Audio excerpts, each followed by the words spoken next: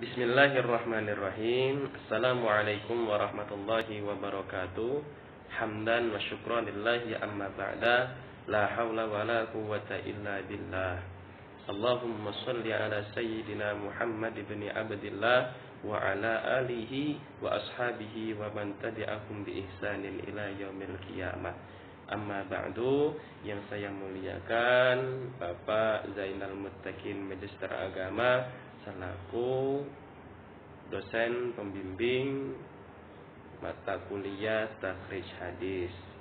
Teman-temanku dimanapun Anda berada, semoga kita semua diberi berkah, manfaat, dan berbagai macam karunia nikmat yang luar biasa dari Allah Subhanahu wa Ta'ala. Amin, amin ya rabbal alamin. Oke, baik, pada kesempatan yang berbahagia ini saya Anggir Wahyu Irsyadi ingin memaparkan hasil analisis atau penelitian hadis nomor 3 yang dinukil dari kitab Jami'us Shaghir. Nah, adapun matan daripada hadis tersebut adalah akhiru may yadkhulul jannah rajulun bin Juhainah yuqalu lahu Juhainah fayaqulu ahlul jannah indal Juhaina khairul yakin. Sebagaimana telah saya telaah di aplikasi Maktabah Syamilah, hadis tersebut sangat sulit untuk ditemukan, sehingga hanya beberapa hadis dan perawinya yang dapat saya paparkan. Di antaranya sebagai berikut. Yang pertama yaitu hadis tersebut terdapat dalam kitab Fathul Bari, syarahnya kitab Sahih Bukhari. Kitab ini dikarang oleh Syekh Ahmad bin Ali bin Hajar Abul Fadil Al-Asqalani Asy-Syafi'i. Kitab ini diterbitkan di Darul Ma'rifah Beirut pada tahun 1379 Hijriah yang terdiri dari 13 juz atau jilid. Yang kedua, hadis tersebut terdapat dalam kitab Imadatul Qori Syarah Sahih Bukhari. Karangan tersebut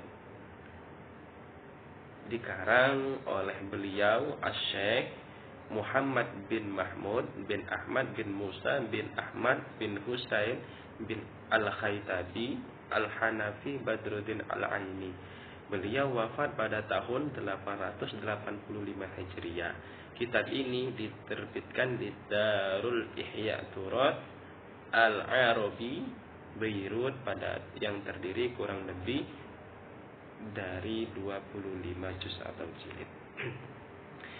Oke, baik, yang selanjutnya di sini merupakan skema dari perawi hadis yang diriwayatkan langsung dari Nabi Muhammad SAW, kemudian diriwayatkan oleh Abu Hurairah, dilanjutkan lagi oleh periwayatannya oleh Ibnu Umar. Nah, dari Ibnu Umar ini itu terbagi menjadi dua golongan.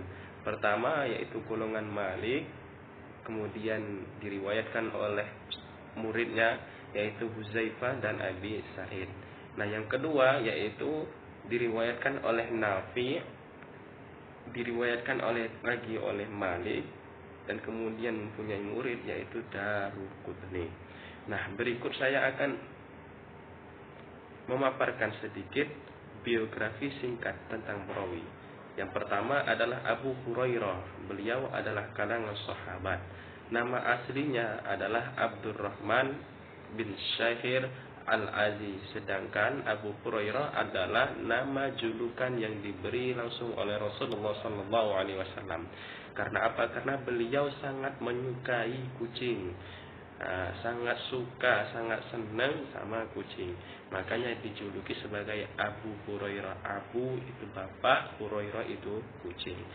Abu Hurairah ini lahir pada tahun 598 Masehi. Nah, semasa hidupnya beliau tinggal di Madinah. Kemudian beliau wafat pada tahun 678 Masehi di Apik. Nah, jadi kira-kira umur beliau itu kurang lebih 60 tahun. Kemudian yang kedua adalah Ibnu Umar. Ibnu Umar ini merupakan kalangan sahabat. Nama beliau lengkapnya adalah Abdullah bin Umar. Nama kauniahnya atau nama julukannya adalah Abu Abdurrahman, bisa juga Ibnu Umar ya, yang lahir pada tahun 610 Masehi, dan semasa hidup beliau berada di Madinah. Beliau wafat pada tahun 693 Masehi atau tepatnya 73 Hijriah. Jadi kira-kira umur beliau itu kurang lebih 73 tahun. Nah, yang ketiga adalah sahabat Nafi. Nah, Nafi ini merupakan kalangan daripada sahabat.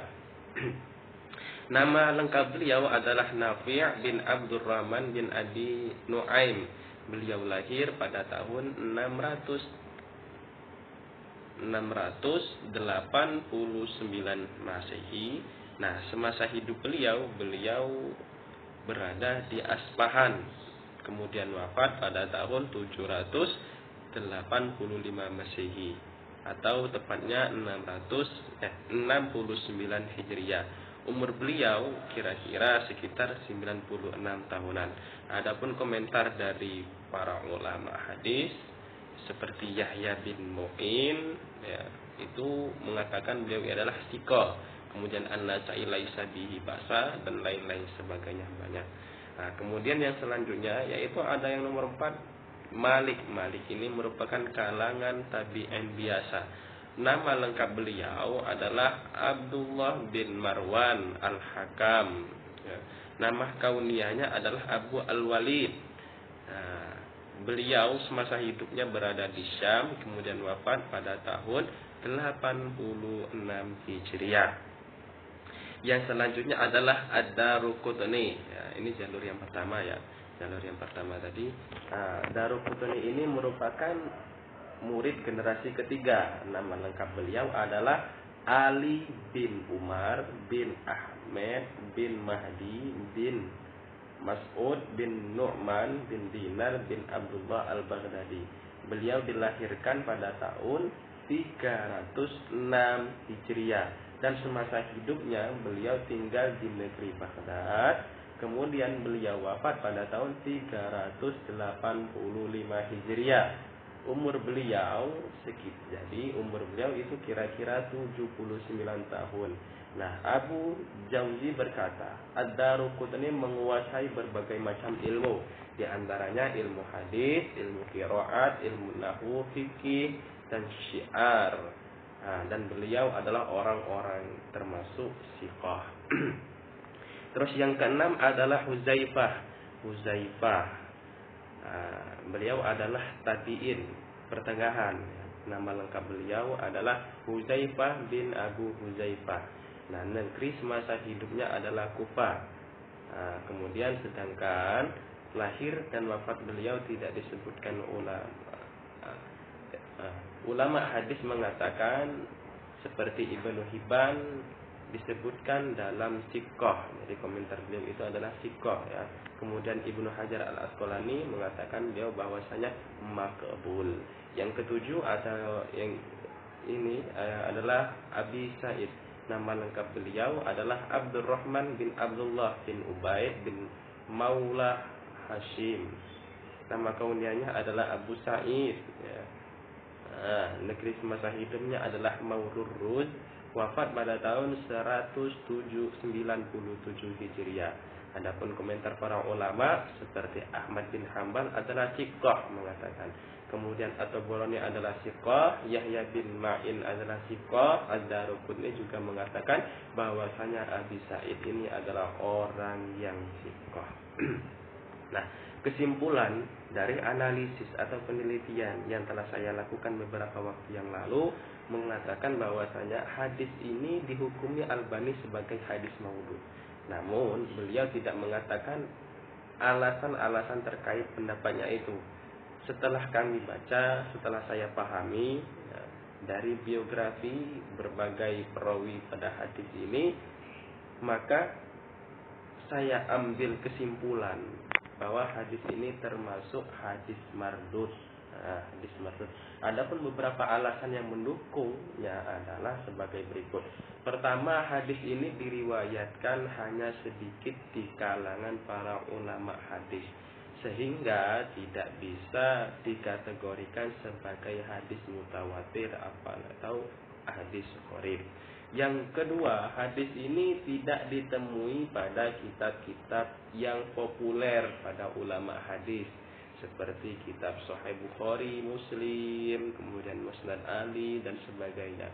Sehingga membuat hadis ini jarang dan sulit untuk ditemukan. Nah, seperti yang telah saya paparkan tadi, hadis ini memang sulit untuk ditemukan. Adapun ditemukan itu ketika pada syarah-syarahnya, seperti tadi pada syarahnya pada kitab Fathul Bari, syarahnya Bukhari. Kemudian yang ketiga adalah terkait para perawi seperti Abu Hurairah, Ibnu Umar. Beliau memang sahabat-sahabat yang sudah diakui kapabilitasnya, kredibilitasnya oleh para sahabat lainnya. Mulai dari kesehariannya yang berusaha untuk menjaga diri dari hal-hal yang tidak bermanfaat dan dinilai tidak baik untuk dikerjakan, sedangkan perawi-perawi setelahnya yaitu Nafi, Malik, di sini para ulama hadis memberikan komentar yang berbeda-beda. Nah, yang membuat hadis ini dikatakan hadis mardud bisa dilihat dari gugurnya sanad yang tidak bertemunya antara rawi dengan gurunya. Dan keduanya tidak pernah bertemu serta berbeda zaman, seperti periwayatan Abdul Malik bin Marwan bin Al-Hakam kepada Ad-Daruqutni yang terdapat keganjalan, di mana dari wafatnya Malik yaitu 86 Hijriah dan kelahirannya Ad-Daruqutni 306 Hijriah, yang terpaut cukup jauh ya, kira-kira 220 tahun. Itu artinya dalam jangka waktu senggang ini perawinya tidak diketahui dan tidak jelas, sehingga hadis ini juga sempat terputus kesanatan hadisnya. Maka dari itu disebutkan sebagai hadis mardud. Mungkin cukup sekian yang dapat saya sampaikan. Kurang dan lebihnya saya mohon maaf. Kepada Allah saya mohon ampun.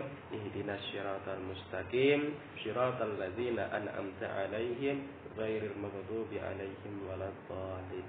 Amin. Wallahu a'lam bissawab. Wassalamu alaikum warahmatullahi wabarakatuh.